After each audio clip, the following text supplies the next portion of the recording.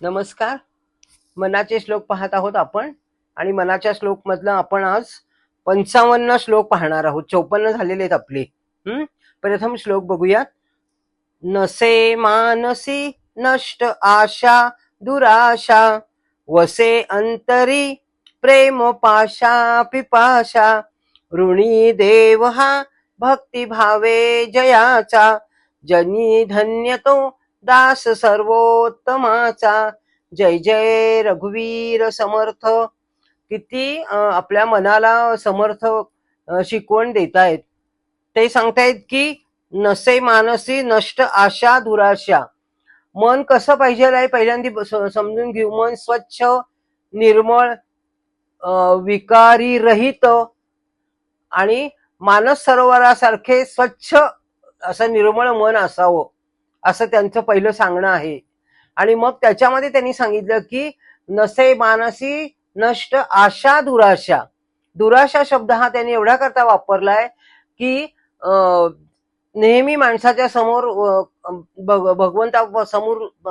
समोरून दूर जाणं, भगवंतापासून दूर जाणं म्हणजे दुराशा. भगवंताची काही गरज नाही, आपण आपल्या कर्तृत्वाने सगळं करतोय असं वाटणं, अशी इच्छा होणं म्हणजे दुराशा आहे. आणि म्हणून दुराशाचा दुसरा पण त्यांनी अर्थ समजवला आहे की नसती उगीच आशा करणं. आशा ही परम दुःख, निराशा परम सुख. काही केलं तरी मनाला आशा नष्ट केली पाहिजे. म्हणून विषय लंपटता वगैरे ह्या गोष्टी मनामध्ये येता उपयोगी नाहीत.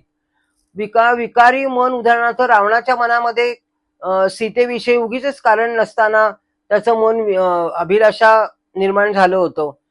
तसंच रावणाच्या मनातील सीतेची अभिलाषा कमीच होत नव्हती. मंदोदरी इतकी सुंदर होती तरी देखील रावणाला सीतेविषयी जास्त आकर्षण होतं.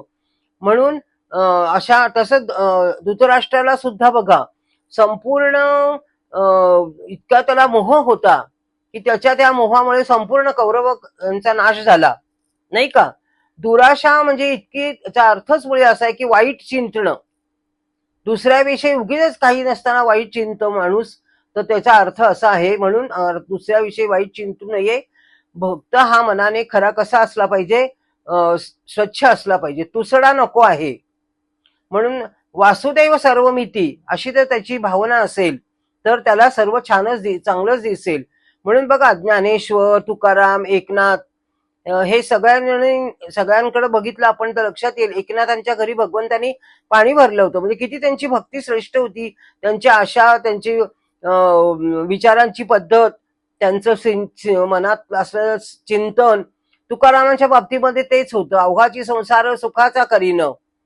वासुदेव सर्वमिती असल्याशिवाय ह्या गोष्टी होत नाहीत.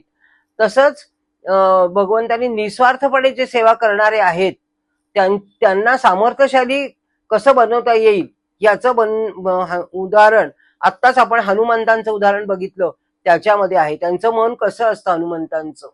आणि म्हणून इहन ते कामभोगार्थ अन्य या नार्थ संचयन असं गीतेमध्ये म्हटलेलं आहे. शेकडो आशा पाशांनी आपण बांधलो जातो. मनुष्य काम क्रोधात बुडून जातो. द्रव्य पदार्थाचा संग्रह पण तो करतो, पण त्याच्या हे लक्षात येत नाही की अंतरी प्रेमपाशा पिपासा असं करण्यात तो त्याची तहान सतत वाढत जाते. भगवंताबद्दल नितांत प्रेम आणि देवाचे दर्शन व्हावं अशी स्वरूपाची त्याची भावना, देवावरील प्रेम म्हणजे आपल्या स्वतःवरतीच प्रेम अशी भावना निर्माण झाली असेल. म्हणून गीतेमध्ये उदाहरण देऊन सांगितले की अहमात्मा गुडाकेश सर्वभूता शयस्थितः हे गुण अर्जुनाजवळ होते. आणि म्हणून अर्जुनाच्या ठिकाणी भगवंतांनी अर्जुनाचं सारथ्य केलं. म्हणजे काय काय भगवंतांनी भक्तांसाठी केलं नाही. म्हणून दासमधामध्ये इतकं सुंदर वर्णन केलेलं आहे की मनी धरावे ते होते, विघ्न अवघची नासूनी जाते. दासबोध अतिशय सुंदर ग्रंथ आहे. निष्काम कामाने जर केलं तर देवच ऋणी होतात असं त्यांचं म्हणणं आहे. म्हणून ते लिहिले, ऋणी देव हा भक्ती भावे जयाचा वसे अंतरी प्रेम पाशा पिपासा इतक्या गोष्टी अतिशय आपल्याला त्यांनी सुंदर समजून सांगितलेल्या आहेत की वासुदेव सर्वमिती ही भावना आपली मनात व्हायला पाहिजे, मन शुद्ध व्हायला पाहिजे, स्वच्छ व्हायला पाहिजे. मानस सरोवरासारखं उदाहरण दिलंय. आणि म्हणून गीतेचा आधार सुद्धा घेऊन आपल्याला त्यांनी समजावून सांगितलेलं आहे. अशा ज्यावेळेला मन होईल त्यावेळेला मग तो नाही का होणार दास भगवंताचा. अति जनी धन्य तो दास सर्वोत्तमाचा. धन्यच म्हटलं जाईल ना त्याला, दासही म्हटलं जाईल, धन्यही म्हणलं जाईल, आणि सर्वोत्तमाचा म्हणजे सर्व गुण असलेला, आणि तो रामाचा दास. परत किती अर्थ भरलेला आहे प्रत्येक शब्दामध्ये.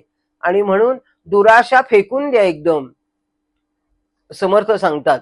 नको कसली पण आम्हाला आशा नको.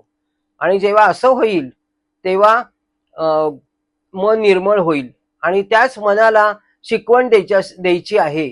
आणि म्हणून पुन्हा पुन्हा पुन्हा पुन्हा आपल्याला समर्थ जे सांगता आहेत त्याचा आपण अभ्यास करूयात. आणि अतिशय पुढे पुढे आपल्याला साधकाची स्थिती किती कशी येणार आहे. आता परत परत त्यांनी सांगितलं की मन स्वच्छ ठेवा, आशा पाशानीमध्ये गुंतवू नका. या किती गोष्टी अशा आहेत की त्या आपल्याला पुन्हा पुन्हा जेव्हा आपण सतत ऐकू त्यावेळेला लक्षात येईल आपल्या की हे आता पुढचं हे असं आहे, पुढचं हे असं आहे. अजून 200 श्लोकापर्यंत आपल्याला मनाला त्यांनी गोंजारलेलं आहे. ते आपण थोडं सांगण्याचा प्रयत्न करत आहोत. हे पुष्प भगवंताजवळ अर्पण करते आणि तुम्हाला सगळ्यांना नमस्कार करते. नमस्कार.